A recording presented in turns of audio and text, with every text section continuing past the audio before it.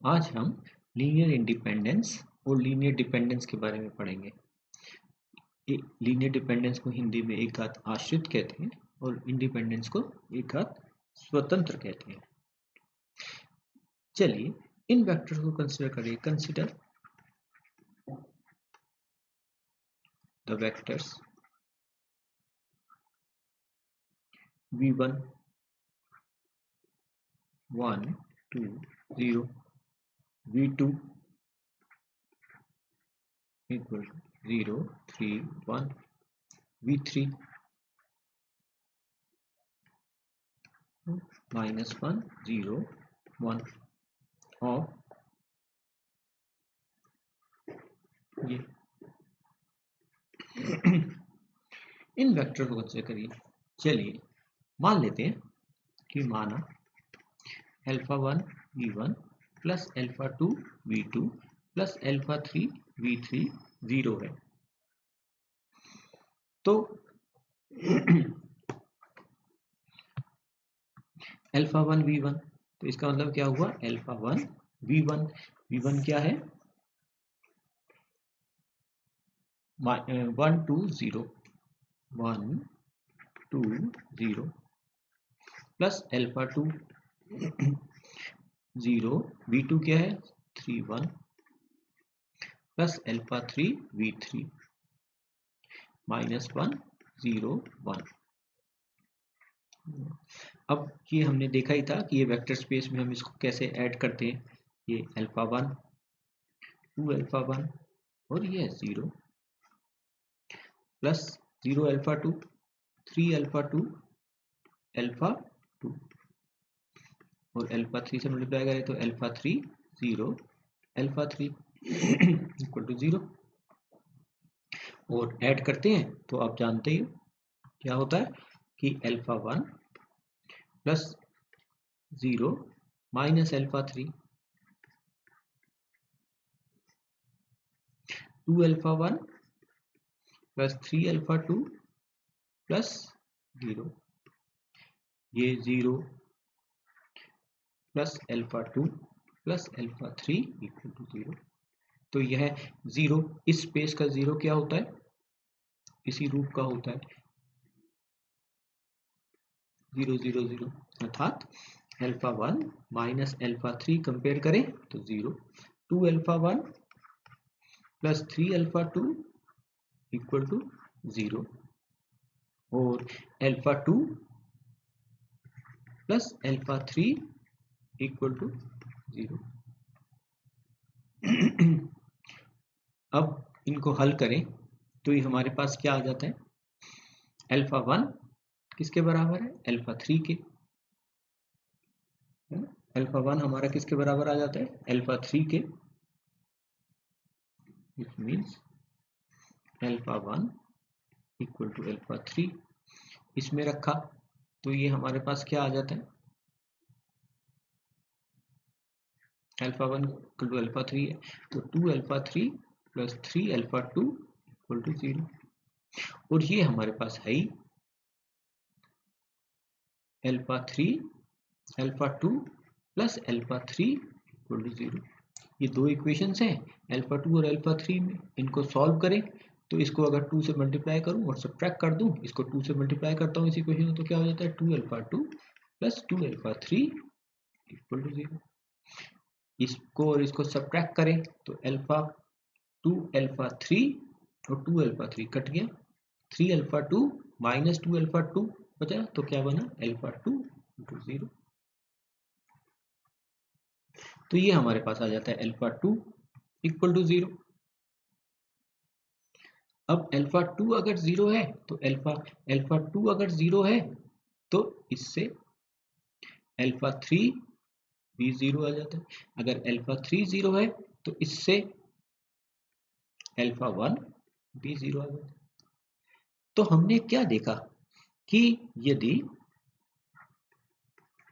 α1 v1 plus α2 v2 plus α3 v3 अगर 0 है तो यह वाली बात तभी संभव है जब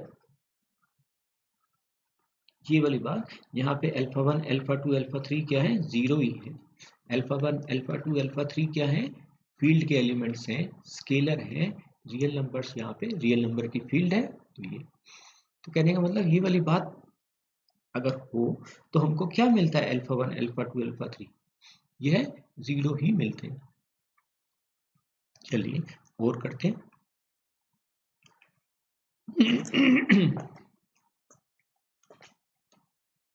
इन वेक्टर्स को कंसीडर करते हैं।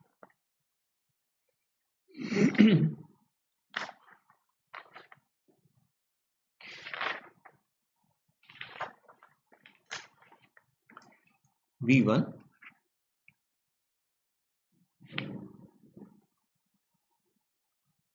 v1 equal to 1 3 2, v2 equal to 1 minus 7 minus 8, v3 2 1 minus 1।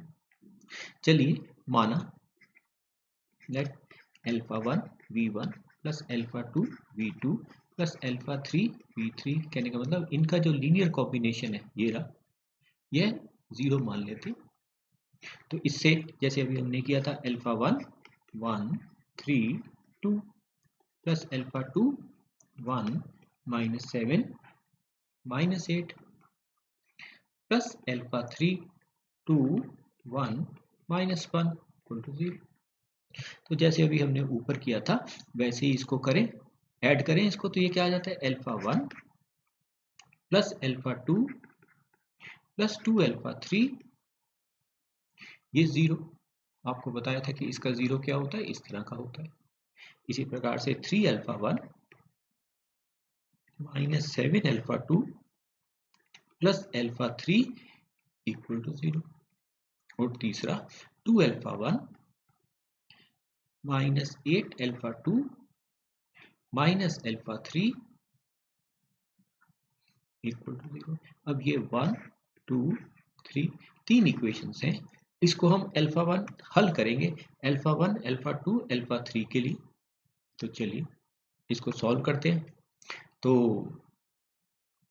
Alpha 1 अगर हटाना हो तो सेकंड वाली इक्वेशन को में से फर्स्ट इक्वेशन को 3 से मल्टीप्लाई करें और सब्ट्रैक्ट कर दें। तो 3 अल्फा 1 माइनस 3 अल्फा 1 कट गया, ये minus 7 alpha 2 minus 3 alpha 2 minus 10 alpha 2, alpha 3 minus 6 alpha 3, तो माइनस 5 अल्फा 3 इक्वल टू 0।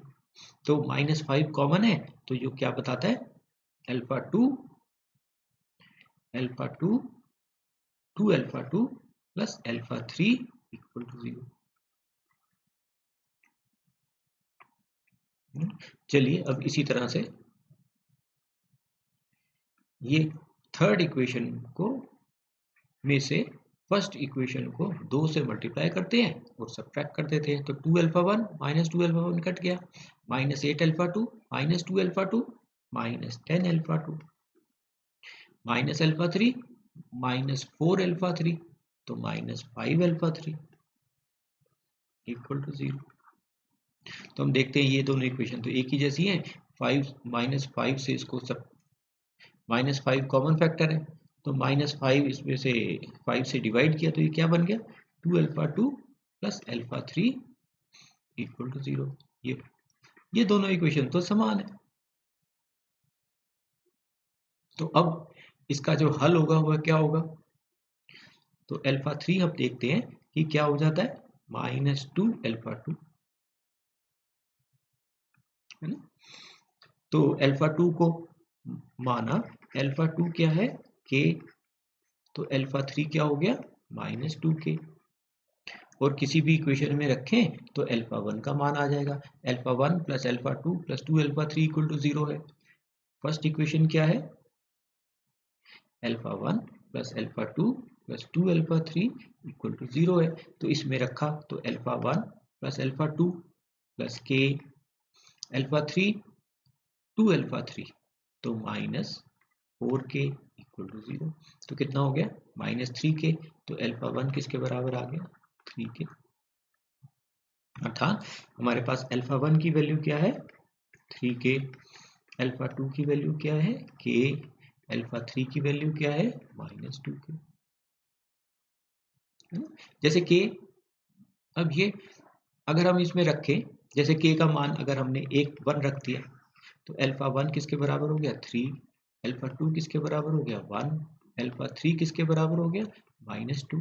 तो हम ये क्या पाएंगे, ये देखो इसमें से रख के देखो, ये alpha 1 plus alpha 2 plus 2 alpha 3, alpha 1 के मान रख के देखे तो क्या आया 3 1 -2। तो ये देखो इसमें 3 अल्फा 1 3 अल्फा 1 3 3 1 और -2, 3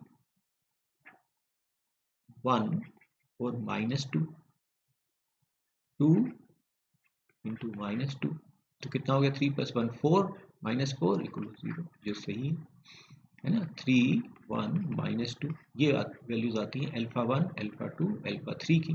इसमें भी रख के चेक कर सकते हो, 3 इंटू 3 9 -7, और ये कितना हो गया अल्फा 3 -2 = 0, सही। तो कहने का मतलब क्या हुआ कि इसमें,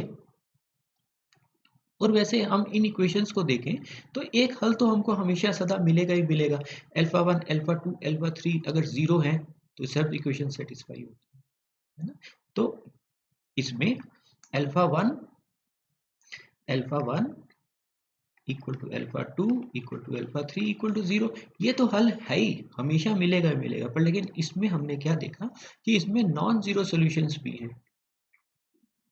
जीरो नहीं है जिनका मान अल्फा 1 अल्फा 2 अल्फा 3 जीरो नहीं है। यहाँ पे देख रहे हो आप, जीरो नहीं है, ये रहा, जबकि जीरो तो एक हल तो है ही है।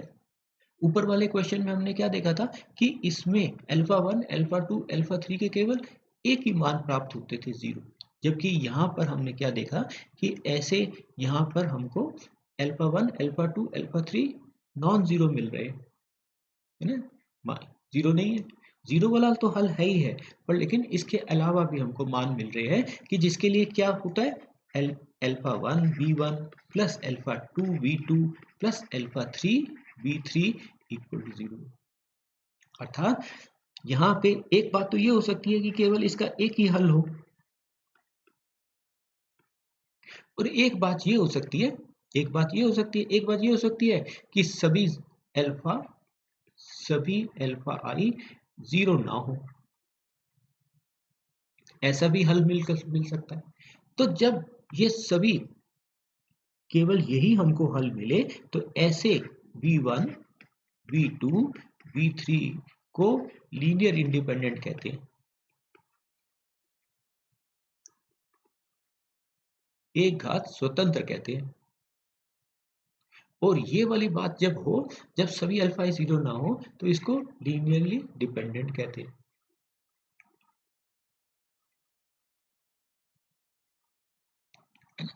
तो लीनियर इंडिपेंडेंट और लीनियर डिपेंडेंट, इंडिपेंडेंट और डिपेंडेंट आपको पता चल गया होगा कि क्या हुआ कि v1 v2 v3 linearly independent होंगे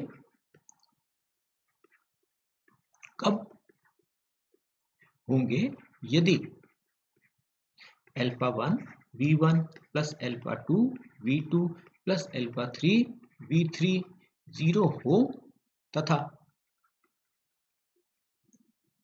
इसका केवल एक ही हल मिले, तथा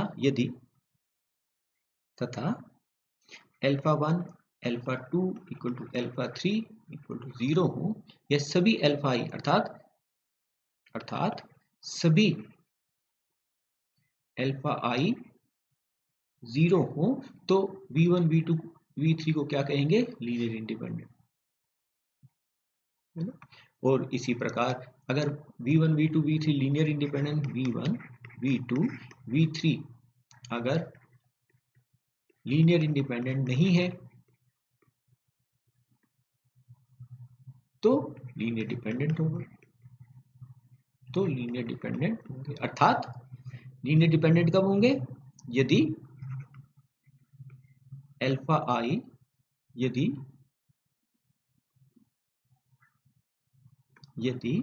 कम से कम एक अल्फा आई जीरो ना हो, कि these vectors are linearly independent if whenever we have this alpha 1 v1 plus alpha 2 v2 plus alpha 3 v3 equal to 0 and alpha I, all alpha i's are 0, then we say that v1 v2 v3 are linearly independent. Linear dependent कब होंगे? कि at least one of these alpha is a not zero. यदि कम से कम एक alpha आई zero ना हो तो ऐसे टाइम पे हम इन वेक्टर्स को क्या कहेंगे? लीनियर डिपेंडेंट कहेंगे। तो ये अब आपको पता चल गया होगा।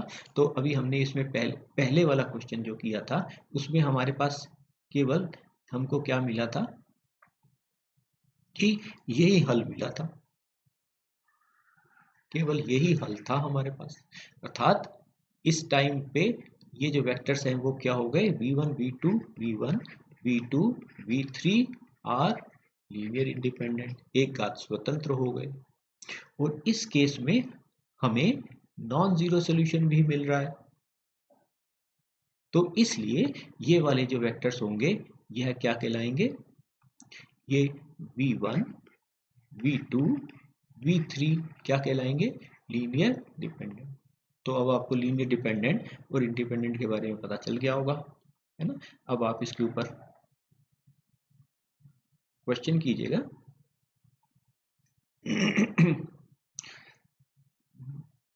ये आपके लिए होमवर्क है, असाइनमेंट है। Check whether the vectors are linearly independent or linearly dependent. v1 equal to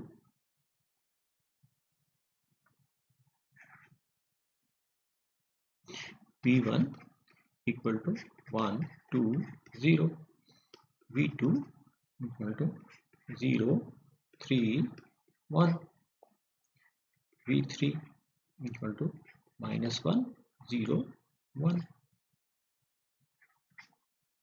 v1 equal to minus 1 2 1, v2 equal to 3 0 minus 1, v3 equal to minus 5 4 3।